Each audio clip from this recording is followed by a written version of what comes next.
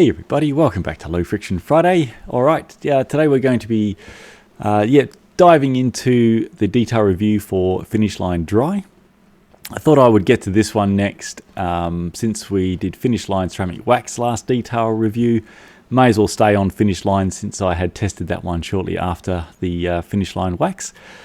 So we shall shortly delve into that and we'll see if we have a better story to tell than Ceramic Wax, which would not be hard considering how the Ceramic Wax review went.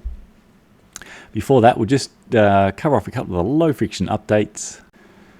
Okay, firstly, thank you for some, as always, great questions and some good input in last deep dive video on the world of non-round rings and what they may or may not be doing for us.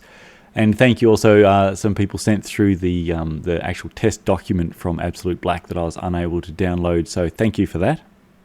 I've had a read of that, and it'll be something I think next week's low friction updates, because I'm really time pressed today. That'll be good just to bring up and go through, because far out. If there's a document that kind of doesn't really say anything, I think this is pretty much it. So really, the end story still from that deep dive is that the world of non-round very much have it all still to prove. They've got their theories, but really a lot has to be done to actually prove to the world that those theories are turning out in practice with the wonderful things they're doing for your sustained power and oxygen consumption and so on. Other little updates we have, so the candle wax test is almost complete. I haven't had time to bother sort of transposing the data that I've got at the moment from the running sheet into the main data and going through that. We'll probably have a sneak peek at that next week, hopefully. I've completed the first control test of the for the chain prep testing. So the first chain being prepped the traditional way with solvents has been run, and we've now prepped the first chain with UFO clean. So we'll start that running this weekend. With luck, I'll get through a chain per week on this particular little test project and be able to do some updates on the way. I will alternate between doing sort of chain 1 with UFO and then a chain 1 with stripper, then chain 2 UFO, chain 2 stripper. I think that'll be better, sort of doing it alternating like that, as opposed to doing all UFO until the UFO clean gives out and then all Silka stripper. It's going to sort of be more interesting, I think, to see the head-to-head chain by chain. So we'll be cracking on with that. Aside from that, it's just, we're starting to come out of winter now here in the land of Oz, so things are already starting to ramp up a fair bit. So it is getting busy, and myself and Andrew have got a long gravel event this weekend. I'm doing the 100-mile version. I haven't ridden 100 miles on gravel length. I think that's going to take probably somewhere between, 7 hours on a fast day, potentially closer to 8 hours. So I've had to actually increase my training a bit, which even just fitting an extra sort of 4 odd hours a week in, it's another 4 hours. So it does make weeks more busy. So it has been a flurry the last few weeks indeed.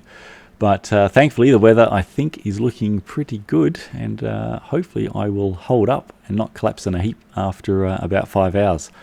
We shall see. But it's going to be a fun weekend, so can't wait for that one on Sunday. All right, let's get into Finish Line Dry.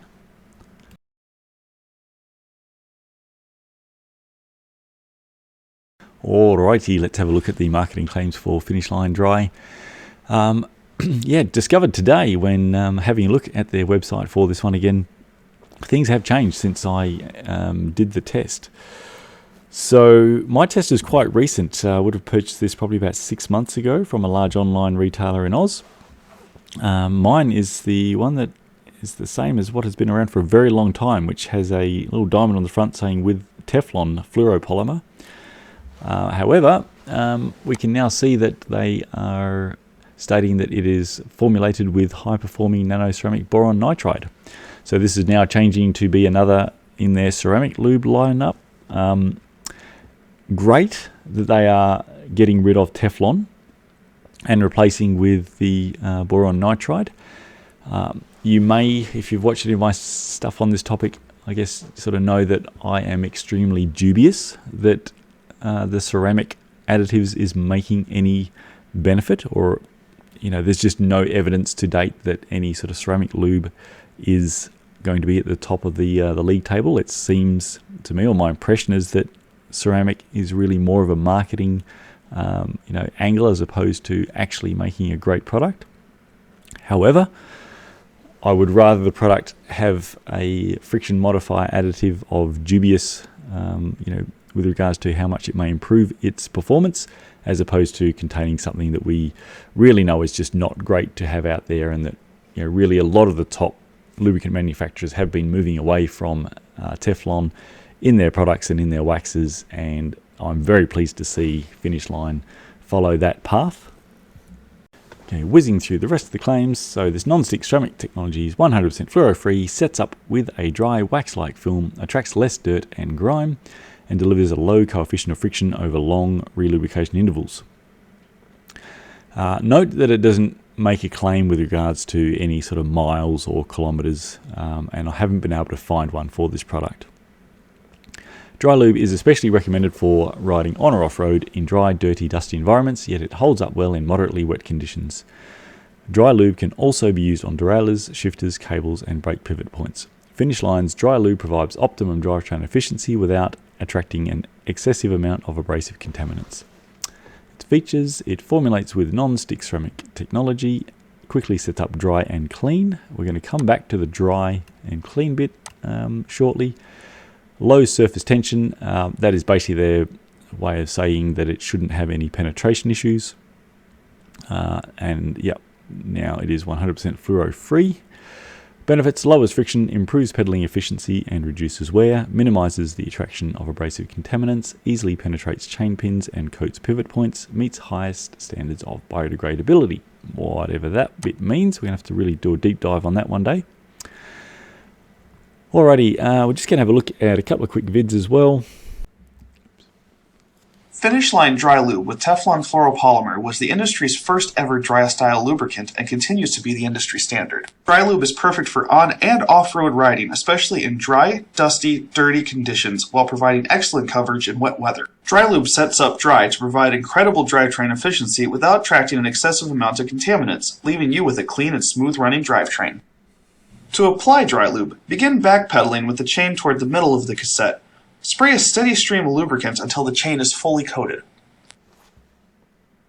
Use a clean rag to gently wipe off any excess lubricant. You can also use...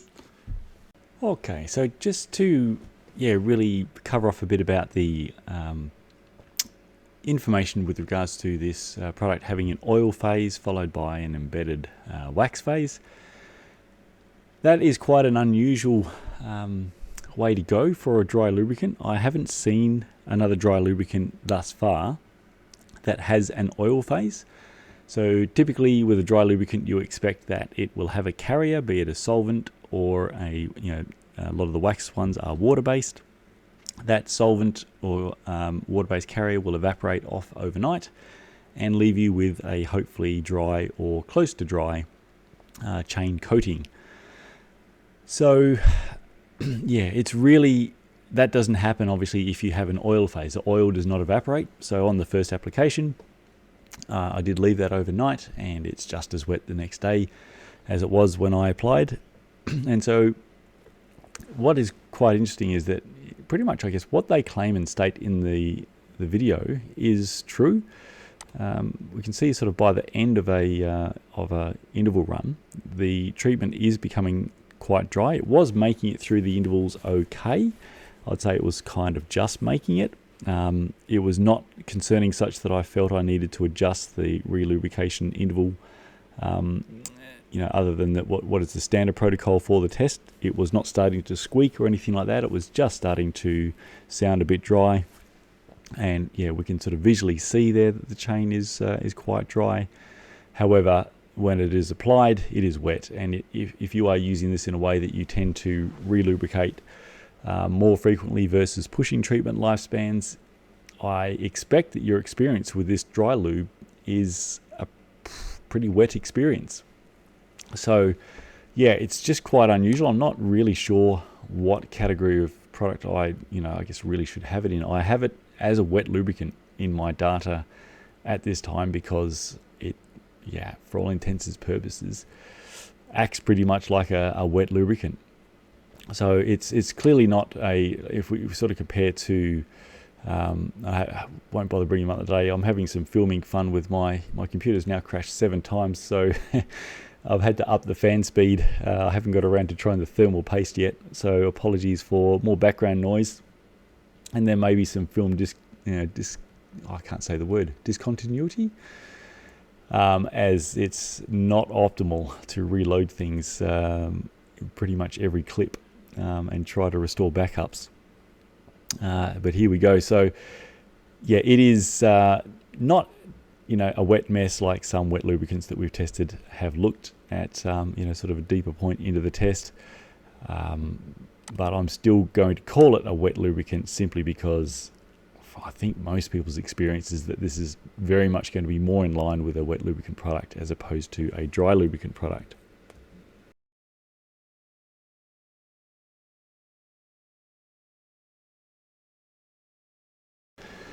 Okay, let's go to what I know you're hoping and dreaming and waiting for, which is my very basic little Excel graphs. Okay, so into block 1, which is no contamination. Really, it is a check of, does it have any penetration issues, and sort of what's the wear rate in really the best possible conditions you can get. Finish line dry came in with 14.9% wear rate, which is it's definitely not amazing, but it's not horrific either.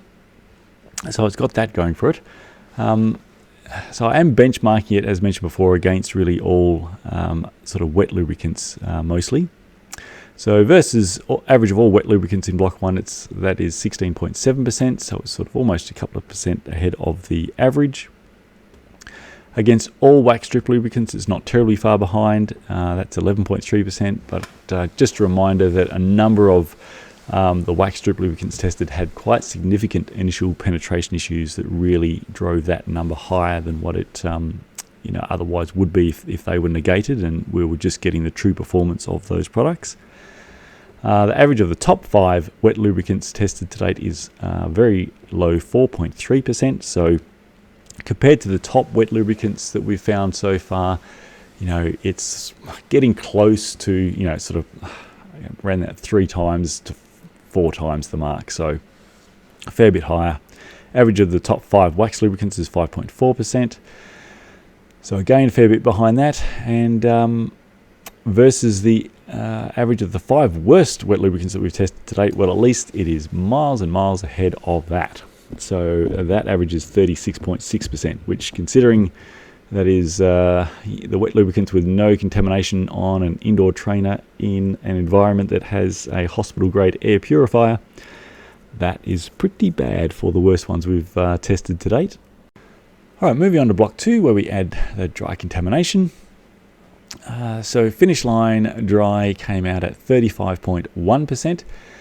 Which again, that's actually not too terrible. Average against all wet lubricants to date is 46.7%. So by dint of the fact that by halfway through the intervals where I'm adding the dry contamination, it was sort of moving into its dry phase, and away from its more wet phase, that certainly helped in this block.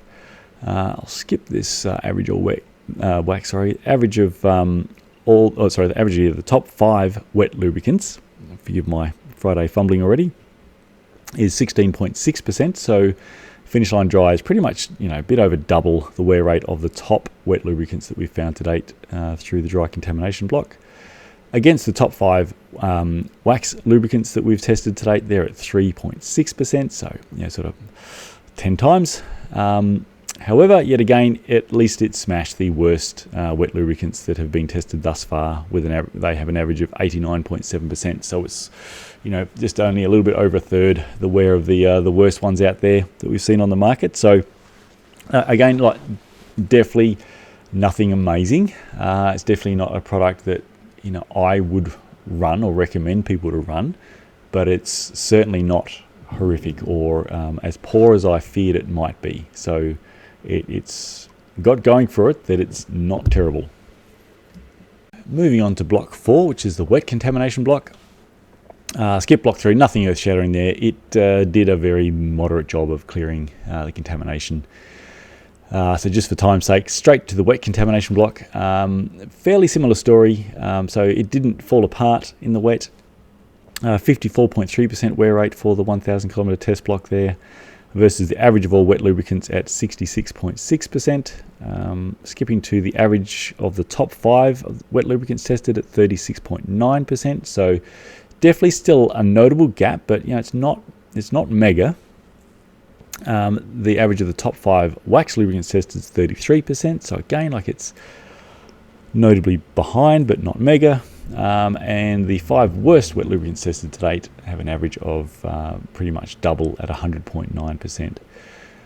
So again, it's not something amazing, but definitely didn't have a really bad account of itself there. It was again less worse than I thought it was going to be. All right, and wrap really for the cumulative wear across the 5 main test blocks, so the 5,000 kilometers.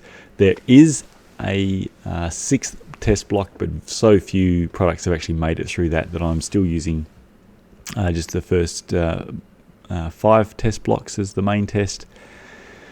It exceeded the wear rate of its sort of allowance of 0.5% wear, which is your recommended chain replacement mark. It had zoomed past that by the end of block 4, so I have extrapolated the data for block 5 and added that onto the previous 4 measured blocks.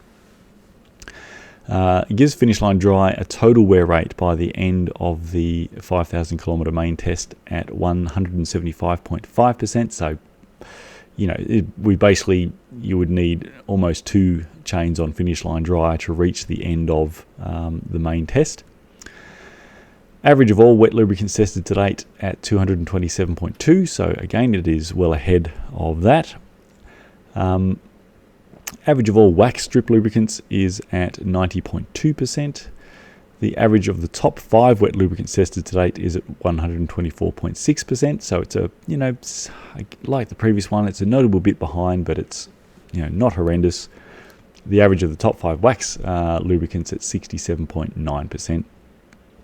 However, again, this bar, it's meant to be red, not green. The average of the 5 worst wet lubricants tested at 377.7. So basically, the 5 worst lubricants tested, you would need almost 4 chains to just make it through the first sort of 5,000 kilometers if your conditions simulated or were similar to what we have in our test here.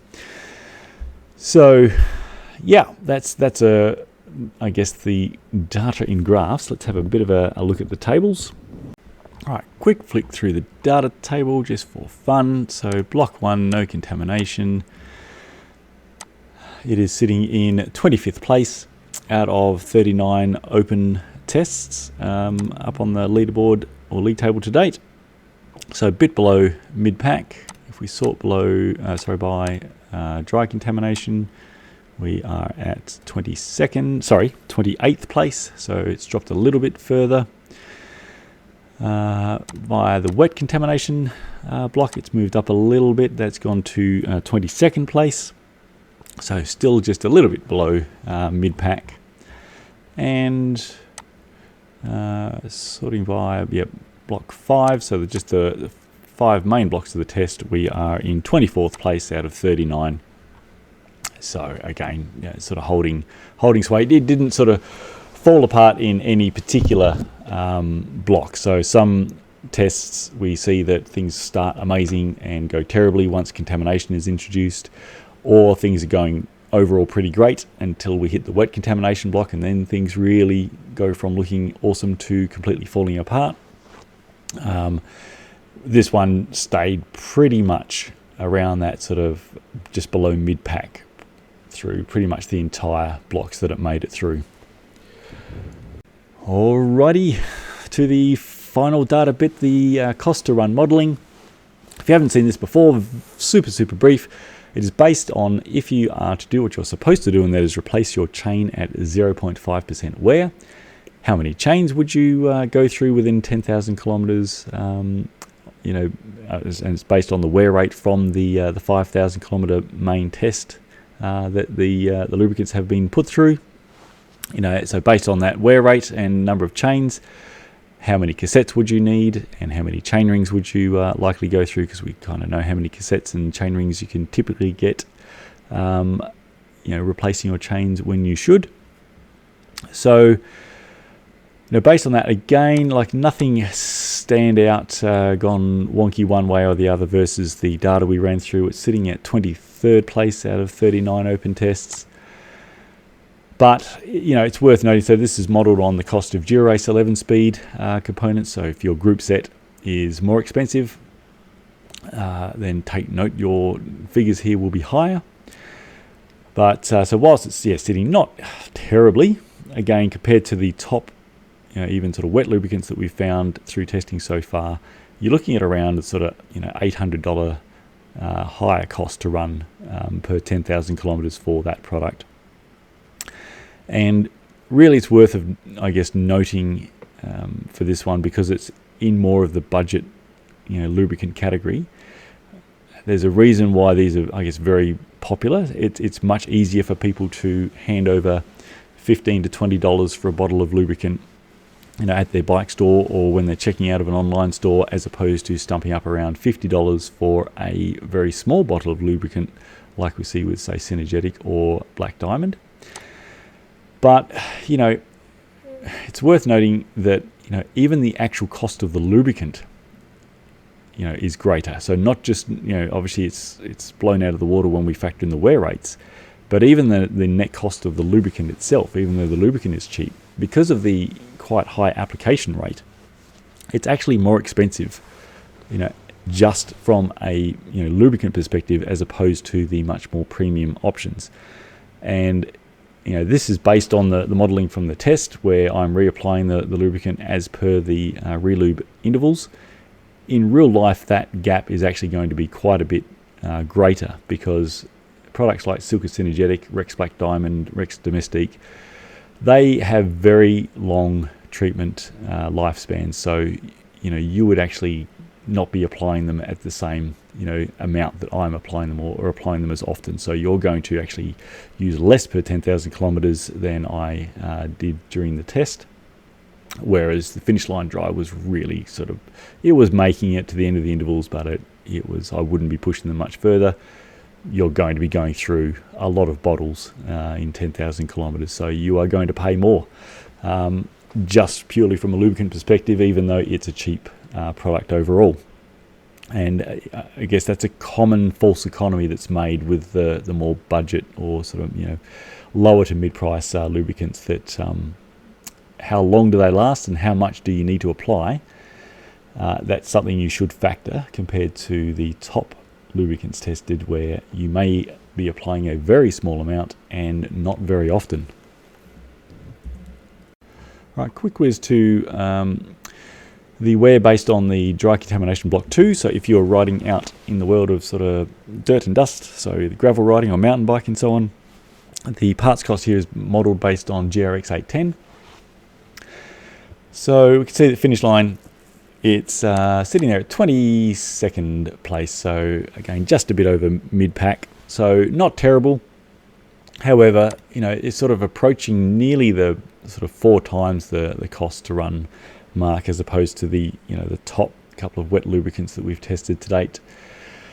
So that's a fair bit, and really based on the fact that there's a lot of people running components these days that cost a lot more than GRX does.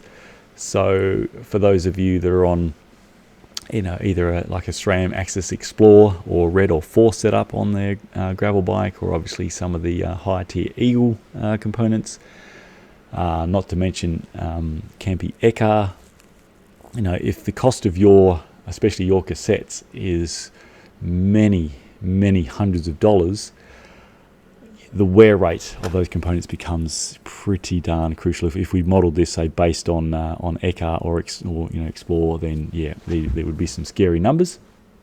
So it's one of those things, again, spend a little bit more on your lubricant and save literally hundreds. And finally, in the wet based on the wear, from wet block 4. So if you're out there riding in sort of the potentially wet gravel conditions, a little bit better, sort of sitting at 20th, so almost about mid-pack. So yeah, really it actually was better than I expected through that block, which is good in a way, but yeah, it is, it's a very meh, lubricant overall, and it's just not competing with the top ones that we have tested, that's for sure. All right, summary and conclusion. Yeah, it's going to be probably pretty obvious that my overall thoughts are you should buy something better. Like, it's a very old product now. Great to see they have updated it. I will be pretty shocked if that makes any earth-shattering difference to its performance. Even if it does improve it, it's not going to in any way improve it up to the point where it is competing with the top lubricants that we have found. I would be extremely confident with regards to that. It's been around a very long time. Like they say, it was the first dry lubricant to the market for bicycle chain lubrication, and it's the product that put Finish Line on the map because it was so astounding.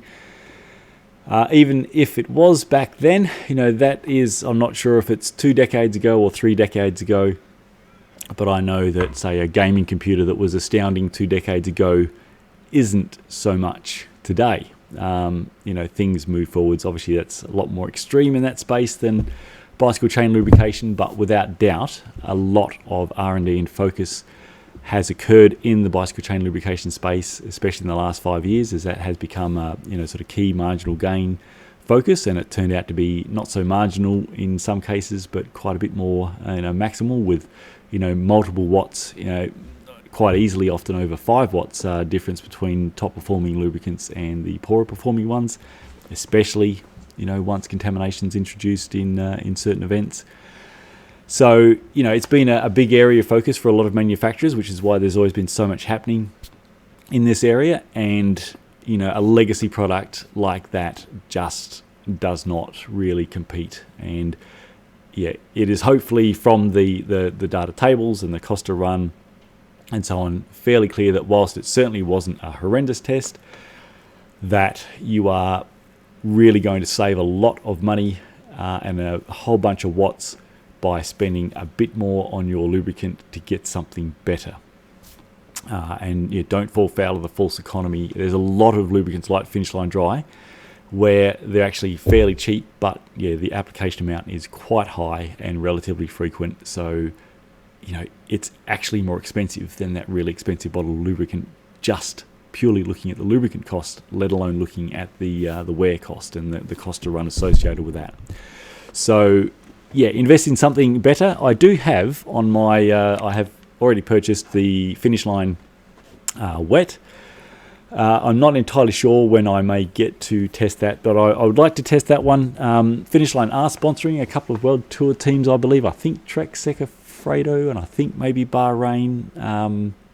Don't quote me on that, but I know that they are definitely in the Pro Peloton. So I assume they will be using those products, and it would be, it is of interest to sort of try to test the products that are, at least at the World Tour level. So try to get to that. As you know, always a fair bit on. One of the machines is now taken up with the chain prep testing.